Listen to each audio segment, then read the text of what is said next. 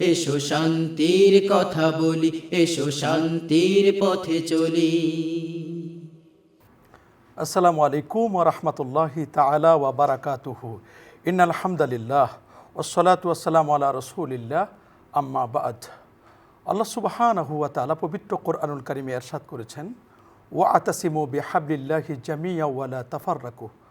আল্লাহ সুবহানাহু ওয়া তাআলা বলছেন যে তোমরা ঐক্যবদ্ধভাবে আল্লাহর রজ্জুকে আঁকড়ে ধরো, পরস্পরে বিচ্ছিন্ন হও না। সূরাতু আলে ইমরান আয়াত নম্বর 103।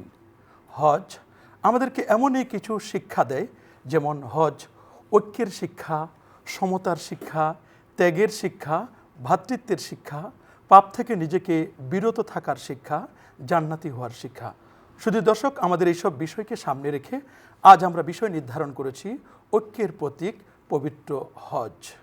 প্রিয় দর্শক শ্রোতা, এই মুহূর্তে কাছে কিংবা দূরে বিশ্বজুড়ে যে যেখান থেকে আমাদেরকে দেখছেন, আপনাদের প্রিয় চ্যানেল আয়ের নিয়মিত আয়োজন শান্তির পথে আপনাদের সকলকে সাদর অভিনন্দন জানাচ্ছি। অনুষ্ঠানে আপনাদের সাথে আছি আমি মোহাম্মদ উসমান গনি সালিহি। আজ আমাদের সাথে এ বিষয়ে আলোচনা করবার জন্য স্টুডিওতে দুজন বিজ্ঞ আলেমে দ্বীন উপস্থিত রয়েছেন। প্রিয় দর্শক, আসুন আমরা তাদের সাথে পরিচিত হয়ে নিই। আজ আমার ডানে যিনি বসা আছেন, ঢাকা বিশ্ববিদ্যালয় কেন্দ্রীয় জামে মসজিদের সম্মানিত ইমাম ও খতিব হাফেজ মাওলানা নাজির মাহমুদ। আসসালামু আলাইকুম ওয়া রাহমাতুল্লাহি ওয়া বারাকাতুহু। প্রদর্শক, আমার বামে রয়েছেন ঢাকা নেসারিয়া কামিল মাদ্রাসার সম্মানিত শাইখুল হাদিস ডক্টর মাওলানা AKM হায়দার আলী আকুন।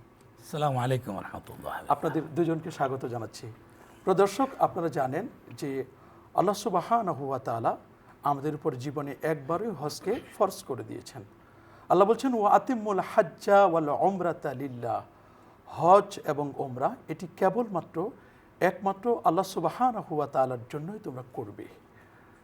রসুল বলেছেন, আল হাজ্জুল মাবরুর লাইসা লাহু জাযাউন ইল্লাল জান্নাহ।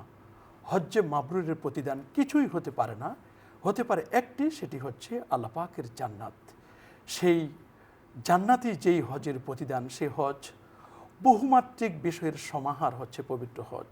বিশেষ করে সারা ওয়ার্ল্ড ওয়াইড থেকে বিশ্বের মুসলিমরা তারা একটি জায়গায় সমবেত হয় আরাফাতের ময়দানে।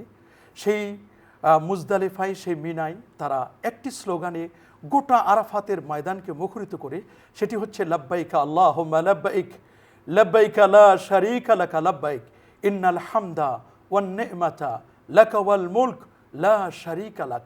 এই স্লোগানটি আমাদেরকে জানান দেয় যে আসলে হজ এটি ঐক্যের একটি মূর্ত প্রতীক। কে কোন বংশের, কে কোন ডেজিগনেশন আমাদের আছে, কে কোন ভাষা বৈচিত্র্যের ভিন্নতা আমাদের আছে ঠিকই, কিন্তু এখানে এসে আমরা একটি বিষয় জানান দিতে চাই, আমাদের অন্য কোনো পরিচয় নেই, আমাদের একটি পরিচয়, সেটি হচ্ছে আমরা মুসলিম, আমরা ইসলামকে ফলো করি, আমরা কোরআন এবং সুন্নাহকে আমরা সামনে রেখে আমাদের পথ চলি। যদি এই হয়ে আমাদের স্লোগান, তাহলে আজকে মুসলিমরা নির্যাতিত হচ্ছে, নিপীড়িত হচ্ছে, মুসলিমরা পরতে পরতে মার খাচ্ছে, এটি কখনোই আমাদের হবে না যদি আমরা ঐক্যবদ্ধ হই। আর কোরআনের নির্দেশও কিন্তু তাই, ওয়া আতাসিমু বিহাবলিল্লাহি জামিআ ওয়া লা তাফাররাকু। আসুন আমরা বিজ্ঞ আলোচকদের কাছ থেকে আমরা আলোচনা শুনবো। মাওলানা নাজির মাহমুদ, আপনার কাছেই প্রথমে জানবো যে হজ ঐক্যের প্রতীক, কোরআন এবং সুন্নাহর আলোকে আপনি যদি প্লিজ শুরু করতেন। আলহামদুলিল্লাহি ওয়ালিহি ওয়াসসালাতু লিআহলিহা ওয়া বা'দ। আপনাকে আমি আন্তরিক অভিনন্দন জানাচ্ছি, ধন্যবাদ জানাচ্ছি যে খুব গুরুত্বপূর্ণ একটি বিষয়ের আপনি অবতারণ করেছেন এবং সময় উপযোগী। কারণ সারা পৃথিবী থেকে এখন মানুষ বাইতুল্লাহর দিকে ছুটে চলেছে। আমরা যখন এখানে মিলিত হয়েছি তখন লাব্বাইক আল্লাহুম্মা লাব্বাইক ধ্বনি তুলে সারা পৃথিবী থেকে মানুষ হজে যাচ্ছে এবং একই জানান দিচ্ছে যে আল্লাহ, আমি আপনার দরবারে হাজির, আপনার কোনো শরিক নাই। এই যে ওয়াহদানিয়াতের সাক্ষ্য দিচ্ছে, এটা একটা বড় বিষয় যে ওয়াহদানিয়াতের সাক্ষ্য দেওয়ার জন্য সারা পৃথিবী থেকে মানুষ বাইতুল্লাহর পানে ছুটে আসছে। যেমনটা আপনি বলছিলেন যে আসলে সমস্ত মানুষ ভ্রাতৃত্বের বন্ধনে যে এক, এটা বিশাল একটি বিষয়। আল্লাহর হাবিব সাল্লাল্লাহু আলাইহি ওয়াসাল্লাম যেমন বলছেন, আল্লাহ পাক কোরআনুল কারীমের মধ্যে বলেছেন যে ইন্নামাল মুমিনুনা ইখওয়াতুন, প্রত্যেক মুমিন ভাই ভাই। আবার অন্য জায়গায় বলছেন কানান নাস উম্মাতুন ওয়াহিদা, তোমরা সকল মানুষ আদমের সন্তান। তাহলে এই যে সমস্ত মানুষ কিন্তু আদমের সন্তান, এটার একটা বাস্তব উদাহরণ আমরা দেখতে পাই হজে। যদি আমি আমার বাংলাদেশ থেকে ধরি, বাংলাদেশ থেকে কেউ 6 লাখ টাকায় হজে যাচ্ছে, কেউ 10 লাখ টাকায় যাচ্ছে, কেউ 17 লাখ টাকায় হজে যাচ্ছে। এরকমও আছে। কেউ 5 স্টার হোটেলে থাকতেছে, কেউ নর্মাল হোটেলে থাকতেছে, কেউ আরও একটু চিপ রেটে থাকতেছে। তো এই হজে যাচ্ছে সবাই ধনীরা, কিন্তু এখানে একটু ক্লাসিফিকেশন আছে। আল্লাহ পাক বলেন না, এটা আমি আমার কাছে পছন্দ না, তোমরা সবাই এক, ঐক্যবদ্ধ হবে। তো এরপরে কি করছে আল্লাহ পাক বলছেন মিনা এসেও তাবুর মধ্যেও একটু আপনি জানেন হ্যাঁ কিছু ভিআইপি তাবু আছে, কিছু নর্মাল তাবু আছে। আল্লাহ বললেন যে না, এটা আমার কাছে পছন্দ হচ্ছে না, আসো আরাফায়। তো আরাফার ময়দানে যে মানে মানুষের মধ্যে থেকে এই ভ্রাতৃত্ব অর্থাৎ বৈষম্যটা দূর করার জন্য আল্লাহ পাক এই বিশাল একটা শিক্ষা এখানে আছে। আরাফার ময়দানে যে প্রায় সবাই এক, ওইখানেও কিছুটা আপনি দেখবেন ভিআইপি কিছু তাবু আছে। আল্লাহ বলছেন না, এটাও হবে না। এরপরে আসো মুজদালিফায়, সমস্ত মানুষ খোলা আকাশের নিচে, রাজা, বাদশাহ, আমির, ফকির, মানে যত মানুষ আছে সবাই এক। তোমরা যে এক আদমের সন্তান, তোমাদের মধ্যে যে কোনো ক্লাসিফিকেশন থাকতে পারে না, তোমরা যে আল্লাহর বান্দা, এটা এখানে গেলে বোঝা যায়। আরবি আজমের মধ্যে যে কোনো ফখর নেই, কোনো শ্রেষ্ঠত্ব নেই, এইখানে গেলে বোঝা যায় যে সমস্ত মানুষ। আপনি দেখেন যদি কোনো দেশের প্রেসিডেন্ট আছে, সেও কিন্তু তাবু নাই, তারও কিন্তু খোলা আকাশের নিচে রাত যাপন করতে হচ্ছে। আর সাধারণ একটা মানুষ যাচ্ছে, সেও ওইখানে রাত যাপন করতে হচ্ছে। অর্থাৎ এখানে আমরা ঐক্যের একটা বিশাল বন্ধন আমরা এখানে দেখতে পাই। এই বন্ধনটাকে আসলে আমাকে ধরে রাখা দরকার। আপনি জানেন আল্লাহ রসুল সাল্লাল্লাহু আলাইহি ওয়াসাল্লাম বলছেন যে আল মুসলিমুনা কাজাসাদিন ওয়াহিদা ইন ইশতাকা ইনহু ইশতাকা কুল্লুহু ওয়া ইন ইশতাকা রাসু ইশতাকা কুল্লুহু। এই হজ থেকে কিন্তু আমরা সেটা বড় একটা শিক্ষা নিতে পারি। আল্লাহ রাসূল সাল্লাল্লাহু আলাইহি ওয়াসাল্লাম বলছেন যে সমস্ত মুমিন ব্যক্তি একটা বডির মতো, একটা দেহের মতো। এই একটা দেহের কোথাও যদি চোখে অসুখ হয়, চোখে ব্যথা হয়, সমস্ত শরীর সেটা রিয়ালাইজ করে। তার মানে কোনো মুসলমান পৃথিবীর যে কোনো প্রান্তে সে যদি বিপদগ্রস্ত হয়, তাহলে আমার মনে কষ্ট লাগবে, মুসলিম হিসাবে আমার কষ্ট লাগবে। শুনবো আপনার কাছে ডক্টর হায়দার আলী আকন, আরাফাতের ময়দানে যখন একজন হাজী সাহেব নিজেকে জানান দিবেন লাব্বাইকা আল্লাহুম্মা লাব্বাইক লাব্বাইকা লা শারীকা লাকা লাব্বাইক, তার ফিলিংসটা, তিনি যে ওয়াহাদানিয়াতের স্বীকৃতি দিচ্ছেন, তিনি রিসালাতের স্বীকৃতি দিচ্ছেন, আরাফাতে দোয়া কবুলের সময় সেখানে দোয়াটা কবুল হবে, একজন হাজী সাহেব কি অনুভূতি তার থাকবে আরাফাতের মধ্যে, ঐক্যের ব্যাপারে সে কি আর কোশিশ করতে পারে? জি, আলহামদুলিল্লাহ ওয়াসসালাতু ওয়াসসালামু আলা রাসূলিল্লাহ। ধন্যবাদ আমাকে সুযোগ দেওয়ার জন্য। মূলত যে গুরুত্বপূর্ণ বিষয়টি আমরা আলোচনা করতেছি, শুনছি, এটি মূলত ইসলামের আমরা যতগুলো মৌলিক বিষয় আছে, আমরা যদি স্টাডি করি, আমরা এই বিষয়টি দেখব যে ইসলামের মূল আদর্শ হচ্ছে ঐক্যবদ্ধ হও। তোমরা সকলে ঐক্যবদ্ধ হও, ঐক্যবদ্ধ থাকো। এবং এই কারণেই আপনি যে আয়াতটি তেলাওয়াত করলেন, নাজির ভাই করলেন, ওয়া তাসিমু বিহাবলিল্লাহ, এই কথাটাও, এবং ইন্নামাল মুমিনুনা ইখওয়াতুন, এখানেও বলা হচ্ছে যে মুমিনরা সব একটা ভাতৃসঙ্গ। যে হাদিসটি বলেছেন সেখানে একই কথা, আল মুসলিমু কাজাসাদিন ওয়াহিদ, একটি শরীরের মতন। তো এই যে দর্শনগুলো আছে যে মুসলমানরা সব একক, এর ভিতরে কোনো পার্থক্য থাকবে না, এটির পূর্ণ প্র্যাকটিসটা গিয়ে হচ্ছে হজের মধ্যে। সকল মানুষ, তুমি যে ধরনের অর্থ সমৃদ্ধ যাই থাকুক না কেন, একই পোশাক, সমস্ত পুরুষরা দুইটা সাদা কাপড় পরে বেরোচ্ছে। এই কাপড় দুটো দেখে তাকে বোঝাও যাচ্ছে না যে তিনি কত ধনী নাকি না কি মানের, কারণ মানে অধিকাংশই একই ধরনের কাপড়, একই ধরনের তোয়ালে ব্যবহার করছে, এবং সবার একই স্লোগান, একই খালি মাথায় সবাই যাচ্ছে, এবং সেই এক আল্লাহ এবং কারো মাথায় শাহী টুপি, এমন নয় যে কারো মাথায় শাহী টুপি, কারো মাথায় পাগড়ি, ইনি খতিব, ইনি ইমাম, কিছুই বোঝা যাচ্ছে না, সবই এক। এই যে এমন একটি প্র্যাকটিসে নিয়ে আসা হলো যে এই প্র্যাকটিসটাই তাকে ঐক্যবদ্ধ করে দিচ্ছে যে আমরা তো এক আসলে। এরপর যে লাব্বাইক স্লোগানটি আমরা দিচ্ছি, সকলেই একই স্লোগান। সে আফ্রিকা থেকে আসছে, সে একই স্লোগান দিচ্ছে, যে ভারত থেকে গেছে, বাংলাদেশ থেকে যাচ্ছে, সে একই স্লোগান দিচ্ছে। এখানে সবার মুখে একই স্লোগান, উদ্দেশ্য একই, গমন একই জায়গায়, টার্গেট জান্নাত সবার, সকলের।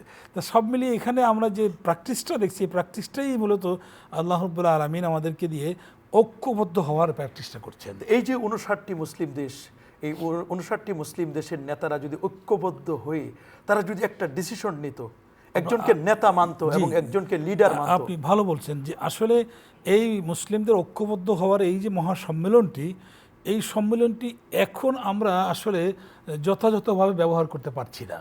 আমরা ওখানে যাচ্ছি, হজ করে আসতেছি, কিন্তু আমার পাশে যেই লোকটি নামাজ পড়লো বা যেই লোকটি আমার পাশে শুয়ে থাকলো, আমার সাথে আরাফাতের ময়দানে অবস্থান করলো, আমি ঘনক্ষরে তাকে জিজ্ঞাসা করছি না যে তুমি কোন দেশ থেকে এসেছো, তোমার দেশে কেমন আছে, তোমরা মুসলিম কমিউনিটি কেমন আছো, আমরা জিজ্ঞাসা করছি না। হয়তোবা আমাদের ভাষার কিছুটা দূরত্ব আছে, আমরা অনেক ভাষা জানি না, অনেকের সাথে কথা বলতে পারি না। এই বিভিন্ন কারণে হজ আমাদের সম্মেলনের একটা সুযোগ করে দিয়েছে, কিন্তু আমরা কিন্তু আসলে সেই সুযোগটা গ্রহণ করছি না। আমি গিয়ে আমার তাঁবুতে থাকছি, অথবা আমি গিয়ে আমার হোটেলে থাকছি, হোটেল থেকে বের হয়ে এসে এক জায়গায় দাঁড়িয়ে নামাজ পড়ছি, আবার হুট করে হোটেলে গিয়ে বসে আছি। কিন্তু এখানে ঐক্যবদ্ধ যে একটা হওয়ার যে একটা প্রচেষ্টা, যে আসো আমরা গাজার মুসলমানদেরকে সাথে নিয়ে কথা বলি যে তোমরা কী অবস্থায় আছো, আসো আমরা সেই আফ্রিকার মুসলমানদেরকে নিয়ে একটু আলোচনা করি, তাদেরকে কি তবে আমরা ফিলিস্তিনি মুসলমানদের যে সৌজন্যবোধ দেখিয়েছেন সৌদি সরকার, আমরা যেটুকু জেনেছি যে প্রায় 1000 যাদের বাড়িঘর নেই এবং যারা বিপদগ্রস্ত, এমন 1000 সৌদি সরকার তারা কিন্তু গেস্ট হিসাবে নিয়ে আসতেছে এবছর হজে। এই জন্য কিন্তু সৌদি সরকারকে আমরা ধন্যবাদ জানাই যে এগুলো ভালো উদ্যোগ, এবং আমাদেরকে আসলে এমন একটি নেতৃত্ব গড়ে ওঠা উচিত যে আমরা এই হজটাকে শুধু লৌকিক একটি হজই শুধু নয়, বরং এই হজটিকে যেন আমরা ঐক্যের প্রতীক হিসাবে, অর্থে যেন আমরা এটা ঐক্যের প্রতীকে নিয়ে আসতে পারি। ধন্যবাদ। আমরা শুনবো আপনার কাছে হাফেজ মাওলানা নাজির মাহমুদ সাহেব, আপনি বলবেন এই যে আরাফাতের ময়দানে যিনি খতিব, যিনি খুতবা দেন, আমরা এবছর জেনেছি যে শাইখ মাহের আল মুআইকেলি হাফেজাহুল্লাহ তিনি এবছর হজের খুতবা পেশ করবেন। একজন খতিব হিসাবে তিনিও কিন্তু ঐক্যের ব্যাপারে বারবার আলাইকুম বিজামাআতিল মুসলিমিন ওয়াতাসিমু বিহাবলিল্লাহি জামিআ ওয়ালা তাফাররাকু আল-ইয়াওমা আকমালতু লাকুম দীনাকুম ওয়া আতমামতু আলাইকুম নি'মাতি ওয়া রাদিতু লাকুমুল ইসলাম দীনা আইয়ুহান নাস বলে বারবার আইয়ুহান নাস আইয়ুকুম বারবার বলছেন যে তারাকতু ফিকুম আমরাইন লান তাদিল্লু মা ইন তামাসসাকতুম বিহিমা কিতাবাল্লাহ ওয়া সুন্নাত রাসূলি। এই যে কোরআনকে মজবুত করে ধরো, রাসূলুল্লাহর আদর্শকে মজবুত করে ধরো, তিনি কিন্তু ঐক্যের দিকে আহ্বান করছেন। তা আমরা এই কথাগুলো অনেক সময় আরবিতে বলা হয়, আমরা অনেক সময় বুঝতে পারি না, আপনি কিভাবে এটাকে মূল্যায়ন করবেন? আলহামদুলিল্লাহ, চমৎকার বলছিলেন আমার সহ আলোচক ডক্টর হায়দার ইলাকুন, যে আসলে এই যে ঐক্যের একটা বিশাল মানে সুযোগ এখানে রয়েছে, আমরা সেটাকে কতটা গ্রহণ করতে পেরেছি। আপনি বললেন যে সৌদি সরকার প্রায় 1000 ফিলিস্তিনিদেরকে হজে আনতেছে, এই নিশ্চয়ই এজন্য তারা সাধুবাদ পাওয়ার যোগ্য। বাট আমি যেটা বলি সেটা হলো যে আপনি দেখেন আজকে ইসরায়েল ছোট্ট একটা রাষ্ট্র, এর চতুর্দিকে যে পরিমাণ আরব রাষ্ট্র আছে, এরা যদি সবাই ঐক্যবদ্ধ হতো, বিশ্বাস করেন ইসরায়েল মানে 12 ঘন্টাও টিকে থাকার মতো অবস্থা তাদের থাকতো না। তাহলে কি করে এই যে মাসের পর মাস এই যে ফিলিস্তিনি ভাইদের উপর নির্যাতন করছে আর সবাই চুপচাপ করে বসে আছে, কেউ এটার প্রতিবাদ করছে না, শক্তভাবে কেউ এগিয়ে আসছে না। অথচ ওই একজন বলছিলেন যে সমস্ত আরবে ইসরায়েলের চতুর্দিকে যে পরিমাণ আরব রাজ্য আছে, মানুষ আছে, এরা যদি এক মুষ্টি করে মাটি সেখান দিয়ে নিত, তাহলে পৃথিবীর মানচিত্র থেকে ইসরায়েল কোনো রাষ্ট্রই থাকতো না। এত ক্ষুদ্র একটা জায়গা, অথচ আমরা কিছুই করতে পারছি না। হজ আমাদেরকে সেই শিক্ষা দেয়। আপনি হজ কেন, আমরা জামাতে নামাজ পড়ি বাড়িতে, মসজিদে, এটা জুমার নামাজ পড়ি, ঈদের নামাজ পড়ি, এখানেও কিন্তু ঐক্যের একটা প্ল্যাটফর্ম আমরা দেখতে পাই, এখানে একটা প্র্যাকটিস আছে। সর্বোচ্চ সারা বিশ্ব থেকে যে ভ্রাতৃত্বের বন্ধনে সমস্ত মুসলমান সারা বিশ্বের যে যেখানে থাকুক সবাই যে ভাই ভাই, এখানে আমরা সেটা দেখতে পাই। তার মানে আমরা বুঝতে পারছি বাৎসরিক ঐক্যের একটা প্ল্যাটফর্ম হচ্ছে হজ। মাসিক ঐক্যের প্ল্যাটফর্ম কিন্তু আমরা দেখতে পাই, সেটা হচ্ছে বিশেষ করে তারাবির নামাজের সময়, এবং সাপ্তাহিক ঐক্য জুমার দিন, এবং প্রতিদিন 5 ওয়াক্ত নামাজ আমরা কিন্তু এটা দেখতে পাই, সেখানে একটা ঐক্য। তো সুতরাং এই যে বিষয়টা আমাদের মনে রাখতে হবে যে আসলে ইবাদত শুধু ইবাদতের সাথে আচার অনুষ্ঠান দুটোই জড়িত। যেমন আনুষ্ঠানিকতার সাথে আচার আছে, অর্থাৎ আচরণটা আমার সেই পর্যায়ে থাকা দরকার। আমরা আসলে সেখান থেকে কী শিক্ষা গ্রহণ করছি? আল্লাহ পাক বলছেন যে মিন আয়াতি খালকুস সামাওয়াতি ওয়াল আরদি ওয়া ইখতিলাফু আলসিনাতিকুম ওয়া আলওয়ানিকুম, তোমাদের অনেক ভাষা আমি শিক্ষা দিয়েছি, অনেক রঙের মানুষ তুমি দেখতে পাবে। আপনি হজে গেলে কত ধরনের ভাষা, কত ধরনের মানুষ, রঙের মানুষ আপনি দেখতে পারবেন। কেউ আছে একেবারে ফর্সা, কেউ আছে কুচকুচে কালো, কেউ আছে কালো সাদা মিশ্রণ। এই যে বৈচিত্র্য, এটা আল্লাহ পাকের নিদর্শন। কিন্তু আমরা সবাই ভাই ভাই, ইনদাল্লাহি আতকাকুম, আল্লাহর কাছে সেই ব্যক্তি সম্মানিত যার মধ্যে সবচেয়ে বেশি তাকওয়া আছে। এই জন্য তো বিলাল রাদিয়াল্লাহু আনহুর মতো মানুষ, যার কিছুই ছিল না দুনিয়াতে, কিছু নাই, ঘর বাড়ি স্ত্রী পুত্র সম্পদ কিছুই ছিল না, কালো কুসকুসে, অথচ ওই মানুষটা সবার আগে জান্নাতে যাবে। আল্লাহু আকবার। তাহলে এই যে বিষয়টা সবার আগে জান্নাতে মানে হিসাব নিকাশের পরে নবীদের আগে তো না, এটা আল্লাহ রাসূল সাল্লাল্লাহু আলাইহি সাল্লামের একটা আছে। আল্লাহ রাসূল সাল্লাল্লাহু আলাইহি সাল্লাম সবার আগে জান্নাতে যাবেন। আল্লাহ রাসূল সাল্লাল্লাহু আলাইহি সাল্লামের বাহনের রশি ধরা থাকবে বিলাল রাদিয়াল্লাহু আনহুর হাতে, উনি তার সাথে সাথে যাবেন, তিনি রাসূলের কদম মোবারকের পিছন দিক থেকে তিনি উত্থিত হবেন। রাইট। তো এই যে বিষয়টা, যে আমি যে কথাটা বলছিলাম যে আমরা আসলে এই ঐক্যের যে জায়গাটা, এটা আমরা কতটা মজবুত করতে পেরেছি। আমরা আসলে হজ করছি, জুমার নামাজ পড়তেছি, কিন্তু এই জুমার নামাজে আমাদের যে প্রতিবেশীর যে ঐক্য থাকা দরকার ছিল সেটা কি আমাদের মধ্যে আছে? সেটা আমাদের সেটা ঠিক একইভাবে হজের ক্ষেত্রেও তাই। আমরা হজ করে যার যার চলে আসতেছে, আমাদের মধ্যে যে ভ্রাতৃত্বের বন্ধনটা গড়ে ওঠা দরকার ছিল সেটা কি আমরা করছি? এই ভ্রাতৃত্ব বন্ধন গড়ে ওঠার জন্য একজন আরেকজনের সাথে পরস্পর মোলাকাত করা, এবং খোঁজখবর আপনি নেওয়া, যেটা বলছেন যে দেশের অবস্থা জানা, এবং আপনি যেটা বলছেন যে খতিব সাহেবের খুতবাটা আমাদের মনোযোগ সহকারে শোনা দরকার, এবং তিনি কি বলছেন সেটা আসলে আমাদের হৃদয়ঙ্গম এবং করা দরকার। লাইফস্টাইল এগুলো প্র্যাকটিস রাইট, করা দরকার। রাইট। উনি আমরা কিন্তু শুনবো সবসময় আপনার বলছেন। কাছ থেকে ডক্টর হায়দার আলী। এখন আপনি আমাদেরকে বলবেন এই যে এত অনৈক্য, আলেমে আলেমে অমিল, খতিবে খতিবে অমিল, একজন মুসলিম অমুসলিমে, মুসলিমে যেভাবে ঐক্য থাকা দরকার থাকছে না, এর অনৈক্যের পিছনে কারণটা কি? জি, ভালো বলছেন। আমাদের যে বিষয়গুলো পার্থক্য হতে পারে সেটি হচ্ছে আমাদের যে বৃহত্তম ইসলামিক যে কালচার আছে, এই কালচারের মধ্যে ভিন্ন ভিন্নতা আছে। এই ভিন্ন ভিন্নতার কারণে আমাদের দেখা দৃষ্টিতে কিছু পার্থক্য দেখা যেতেও পারে, কিন্তু সেই পার্থক্যটি মূলত যেন মৌলিক পার্থক্যে পরিণত না হয় সেটা ছিল মূল বিষয়। আমরা নামাজ পড়তে গিয়ে আমি হাত কান পর্যন্ত উত্তোলন করলাম অথবা কাঁধ পর্যন্ত উত্তোলন করলাম, এটাকে যেন মৌলিক পার্থক্যের ভিতরে আমরা নিয়ে না গিয়ে এটাকে একটু ছোট পার্থক্য রেখে আমরা যেন বৃহত্তম যে একটা ঐক্যবদ্ধতা, সেটা অর্থাৎ আমরা যে মুসলিম, আমি মুসলিম হিসাবে আমার যে কর্তব্য আছে, যে কথাটা আপনি একটু আগে বলতেছিলেন যে খতিব সাহেব যে জুমার হজের খুতবা থেকে যে আহ্বানগুলো করছেন বিশ্ব মুসলিমদেরকে, এই ঐক্যবদ্ধের আহ্বানটাকে আমরা কেন বুঝতেছি না? না বোঝার আমি যে কারণগুলো দেখি সেটা হলো যে এই খুতবাটি যে আঙ্গিকে প্রচার করা হয় সেটি হয়তো এখন অধুনা বিশ্বের বিভিন্ন জায়গায় বিভিন্ন মিডিয়াগুলো ট্রান্স করতেছে, সেটা হয়তো দেশীয় লোকেরা শুনতেছে কিছুটা, কিন্তু হজের যে অঙ্গনটা আরাফাতের ময়দানে, এখানে এই খুতবাটি বহুল প্রচারের ব্যবস্থা নেই। এবং সে কারণে আমার মনে হচ্ছে যে যারা যেখানে অবস্থান করতেছেন, তাঁবুতে হোক রাস্তায় হোক, এটা ব্যাপক আকারে যদি প্রচার করা যেত এবং বিভিন্ন ভাষায় যদি প্রচার করা যেত, এবং সেখানে যদি প্রযুক্তির এই তথ্যগুলো এই অবস্থা ব্যবহার করতো যে কোনো ভাষাভাষীরা তারা ওখানে গিয়ে এই খুতবাটা তারা তাদের ভাষা মতন শুনতে পারবেন বা দেখতে পাবেন স্ক্রিনে, তাহলে এই খুতবাটার অর্থ তারা বুঝতো এবং মোহাম্মদ এবং তাদের ঐক্য, এখানের যে শিক্ষাটা তারা কিন্তু তাদের লাইফস্টাইলে এগুলো কিন্তু ফলো করছে। এখন যাচ্ছে ওই হয়তো তাবুর ভিতরে ওই আপেল মালটা কমলা নিয়ে হইচি করতেছে, খাইতে খাইতে দিন শেষ, গাড়িতে ওঠার জন্য দৌড়াদৌড়ি করতেছে, কোথায় একতা, কোথায় ঐক্য আর কোথায় হজ। তা আমরা এটাও মনে করতে পারি যে এই যে অনৈক্যের পিছনে যতগুলো রিজন আছে তার মধ্যে একটি অন্যতম রিজন যে আমাদের লেখাপড়ার অভাব, জ্ঞানের অভাব। আমরা কিন্তু জ্ঞান চর্চা করি না, উদারতার অভাব, একজন ব্রড মাইন্ড। আল্লাহ নবীকে আল্লাহ তাআলা কিন্তু ন্যারো মাইন্ড করে পাঠান নাই। আলাম নাশরাহ লাকা সাদরাক, আল্লাহ তাআলা কিন্তু তার নবীকে একেবারে ব্রড মাইন্ড করে পাঠিয়েছেন, উদার করেছিলেন, জাওয়ামিল কালাম করেছিলেন। তার মানে বাক্যগুলো ব্যাপক অর্থবোধক ছিল, যে সংকীর্ণ নয়, ব্যাপক অর্থবোধক ছিল। ধন্যবাদ আপনাকে।